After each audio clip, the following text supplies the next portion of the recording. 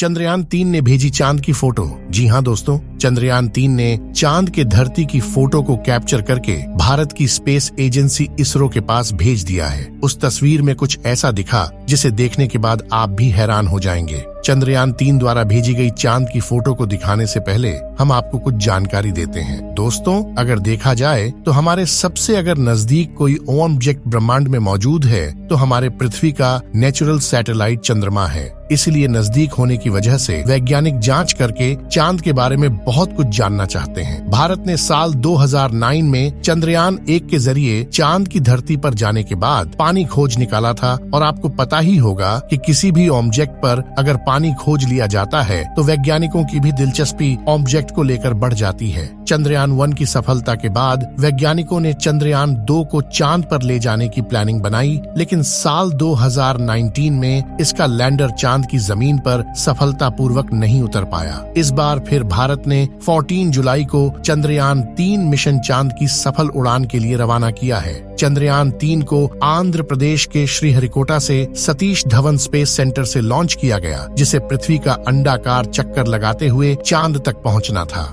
इसरो ने 5 अगस्त 2023 को चंद्रमा के ऑन ऑर्बिट में चंद्रयान-3 को पहुंचा दिया है। अब चंद्रयान-3 चांद के चारों तरफ 1900 किलोमीटर प्रति सेकंड की गति से यात्रा कर रहा है। चांद के चारों तरफ 170 किलोमीटर इंटू 4313 किलोमीटर के अंडाकार ऑन ऑर्बिट में यात्रा कर रहा है। इसी दौरान चंद्रयान-3 ने चंद्रमा के करीब पहुंचकर उसकी कुछ फोटो खींच ली है। चंद्रमा की कक्षा में प्रवेश करने के एक दिन बाद भारतीय स्पेस एजेंसी इसरो ने रविवार के दिन चांद को चंद्रयान-3 द्वारा देखा गया एक वीडियो जारी किया है, जिसे हम आपको इस वीडियो में दिखाने वाले हैं और साथ ही उन फोटो के बारे में आपको रोचक जानकारियां देने वाले हैं। 14 जुलाई को सफलतापूर्वक प्रक्षेपण के 3 हफ्तों बाद इसरो के वैज्ञानिक चंद्रयान-3 को पृथ्वी से दूर चंद्रमा की कक्षा की तरफ उठाने का कार्य कर रहे थे। इसके बाद 1 अगस्त को एक महत्वपूर्ण प्रक्रिया में चंद्रयान को पृथ्वी की कक्षा से चंद्रमा की ओर सफलतापूर्वक भेजा गया। इस प्रक्रिया के बाद चंद्रयान-3 पृथ्वी से दूर उस पथ पर जाना शुरू कर दिया जो इसे चंद्रमा के नजदीक ले जाएगा। जल्द ही इसके ऑन ऑर्बिट को बदलकर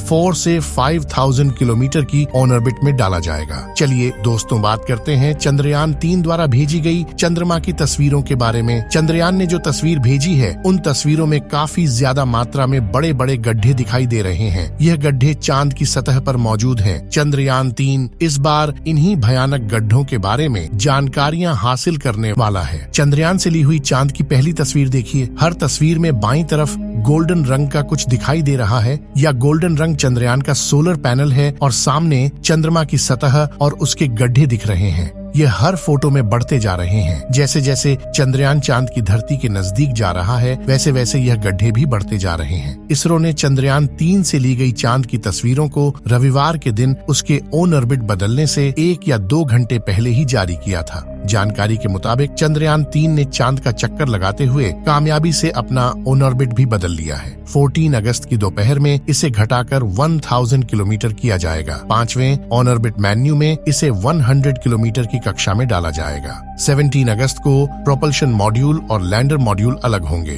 18 और 20 अगस्त को डीआर बीटिंग होगी, यानी चांद के ऑन ऑर्बिट की दूरी को कम किया जाएगा। लैंडर मॉड्यूल 135 किलोमीटर के ऑन ऑर्बिट में चला जाएगा। इसके बाद 23 अगस्त को शाम 5:47 पर चंद्रयान की लैंडिंग कराई जाएगी। आपको बता दें कि चांद के ऑन ऑर्बिट को पकड़ने के लिए चंद्रयान-3 की गति को करीब 3600 किलोमीटर प्रति घंटा के आसपास किया गया था, क्योंकि चंद्रमा की ग्रेविटी धरती की तुलना में 6 गुना कम है। अगर ज्यादा गति रहती तो चंद्रयान इसे पार कर जाता। इसरो के वैज्ञानिकों ने चंद्रयान की गति को कम करके 2 या 1 किलोमीटर प्रति सेकंड किया। इस गति की वजह से वह चंद्रमा के ऑन ऑर्बिट को पकड़ पाया। अब धीरे धीरे चांद के चारों तरफ उसके ऑन ऑर्बिट की दूरी को कम करके दक्षिणी ध्रुव के पास लैंड कराया जाएगा। चंद्रयान-3 मिशन में दिलचस्पी इसलिए भी बढ़ जाती है क्योंकि आज से पहले वहाँ पर केवल ऑन ऑर्बिटर पर ही जानकारी ली गई है। अभी तक किसी भी रोवर ने वहाँ से जानकारी नहीं भेजी है। इसलिए अब भारत ने अपना मिशन वहाँ पर भेजा है और जब वहाँ पर उतरेगा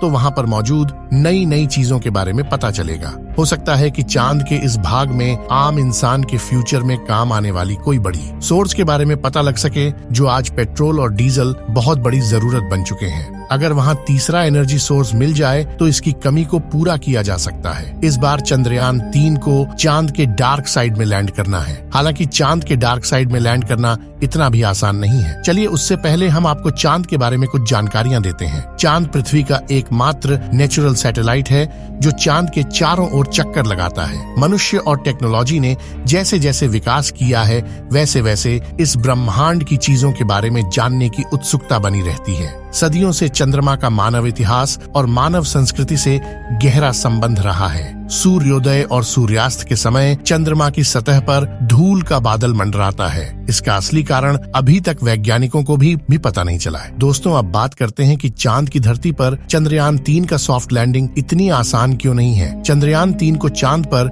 डार्क साइड में लैंड करना है। तो चलिए जानते हैं डार्क साइड क्या है और इसका अर्थ क्या है। जो हमेशा पृथ्वी से छिपा रहता है वही है डार्क साइड। इसका मतलब यह नहीं है कि यहाँ पर सूर्य की रोशनी नहीं पहुँचती है। यहाँ तक सूर्य से आने वाला रेडिएशन भी नहीं है। इसीलिए यहाँ जीवन के निशान मिलने की उम्मीद है और इस जगह को ज्यादा एक्सप्लोर भी नहीं किया गया। इसीलिए भारत बार बार इसी जगह उतरने की कोशिश करता है। चंद्रयान 2 में इसी जगह उतरते समय किसी सॉफ्टवेयर की वजह से लैंडर ने चांद की सतह पर क्रैश लैंडिंग की थी और अब भारत दोबारा उसी जगह पर लैंड करने का प्रयास कर रहा है। चांद का डार्क साइड काफी ज्यादा उबड़ खाबड़ है। यहाँ का तापमान भी काफी ज्यादा कम रहता है। इसीलिए यहाँ पर बर्फ पाए जाने के लिए संभावना भी बनी रहती है। इस वजह से किसी भी स्पेसक्राफ्ट की लैंडिंग इतनी आसान नहीं होती। चलिए आपको बताते हैं कि चंद्रयान 3 आखिर चांद पर क्या करेगा। साथियों, साल 1959 में रशिया के स्पेसक्राफ्ट ने पहली बार चांद पर लैंडिंग की थी, जिसके बाद अमेरिका ने भी कई मून मिशन किए और 20 जुलाई 1969 को नासा के अपोलो मिशन के दौरान एस्ट्रोनॉट नील आर्मस्ट्रांग और बज एल्ड्रिन ने चांद पर पहली बार कदम रखा था। जिसके बाद नासा ने कई मून मिशन किए थे और अपने कुल 12 एस्ट्रोनॉट्स को चांद पर भेजा। एस्ट्रोनॉट्स ऐसे व्यक्तियों को कहते हैं जो पृथ्वी के वायुमंडल से ऊपर जाकर अंतरिक्ष में यात्रा करते हैं और यात्रा के दौरान खोज करते हैं। लेकिन दिसंबर 1972 में अपोलो 17 मिशन के बाद नासा ने अचानक से इंसानों को चांद पर भेजना बंद कर दिया, जिसके लिए उन्होंने कारण दिया कि चांद पर फिलहाल ऐसा कुछ नहीं है जिसकी रिसर्च की जा सके। लेकिन कुछ लोगों का यह भी कहना था कि नासा ने असली कारण को छुपाया है। चलिए आपको कुछ और जानकारी देते हैं। ऐसा माना जाता है कि चांद की धरती में पानी छुपा हो सकता है और वह भी थोड़ा बहुत नहीं बल्कि पूरे 100 मिलियन टन। इसके अलावा यहाँ पर hydrogen, ammonia, methane, sodium, mercury और सिल्वर जैसे मूल्यवान संसाधनों का खजाना मौजूद हो सकता है, जिसकी खोज करने के लिए ही चंद्रमा पर चंद्रयान 3 मिशन को भेजा गया है। चलिए दोस्तों, इस वीडियो को यहीं पर खत्म करते हैं। इस वीडियो को एक लाइक जरूर करें और अपने मित्रों तक इस वीडियो को शेयर करें ताकि उन्हें भी जानकारी मिल सके, और अपने भरोसेमंद चैनल को सब्सक्राइब जरूर करें और बेल आइकन को वॉल पर सिलेक्ट करना बिल्कुल न भूलें। मिलते हैं किसी और नॉलेजेबल वीडियो के साथ। वीडियो को अंत तक देखने के लिए धन्यवाद।